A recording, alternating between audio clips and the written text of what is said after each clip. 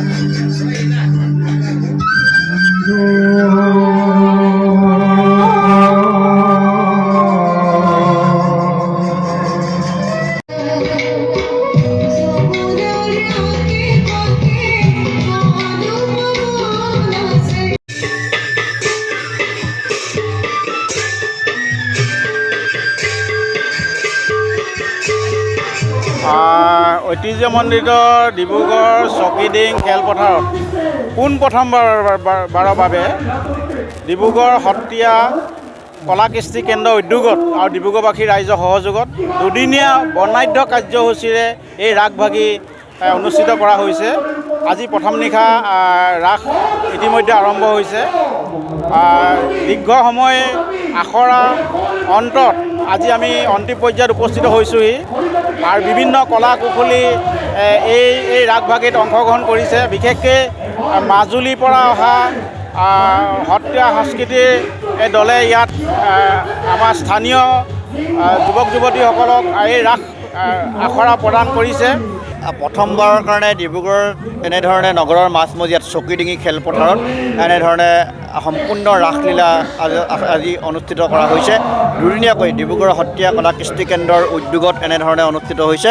আৰু আপোনালোকে দেখিছে যে ডিব্ৰুগড়বাসী বিভিন্ন প্ৰান্তৰ পৰা ইয়াত আচলতে লোকে লোকাৰণ্য হৈ পৰিছে আৰু বৃন্দাবনলৈ ৰূপান্তৰিত হৈ পৰিছে ডিব্ৰুগড় চকিডিঙি খেলপথাৰ। আৰু এই ৰাসৰ লগে লগে আমি আমাৰ মাজৰ পৰা আচলতে হেৰাই যোৱা আমাৰ সকলোৱে শ্ৰদ্ধাৰ শিল্পী প্ৰাণৰ শিল্পী জুবিন গাৰ্গ ডাঙৰীয়াকো শ্ৰদ্ধাঞ্জলি জ্ঞাপন কৰা হৈছে। আৰু আজি যিহেতু সুধাকণ্ঠৰ মৃত্যুতিথি উপলক্ষে সুধাকণ্ঠলৈও আমি শ্ৰদ্ধাঞ্জলি জ্ঞাপন কৰিছোঁ। আৰু এই ৰাসলীলা আচলতে ৰাস উৎসৱত ডিব্ৰুগড়ৰ বিভিন্ন জাতি জনগোষ্ঠীয় লোকসকল ঐক্যবদ্ধ হৈ ইয়াত আচলতে এই ৰাসলীলা উদযাপন কৰা হৈছে। কিশোৰীৰ পৰা আচলতে যুৱক যুৱতীৰ পৰা সকলো শ্ৰেণীৰ লোকে ইয়াত অংশগ্ৰহণ কৰিছে। আৰু মাজুলীৰ যি সত্ৰনগৰী মাজুলীকে আচলতে ৰাস বুলি ক'লে সকলোৱে গম পায়। আৰু আমাৰ ডিব্ৰুগড়ৰ পৰাও উজনি অসমৰ পৰা মাজুলীলৈ ৰাস প্ৰত্যক্ষ প্ৰদৰ্শন কৰিবৰ কাৰণে চাবৰ কাৰণে তেওঁলোকে যায় প্ৰত্যক্ষ কৰিবৰ কাৰণে। কিন্তু এইবাৰ সেই পৰিৱেশ ডিব্ৰুগড়তে হৈছে।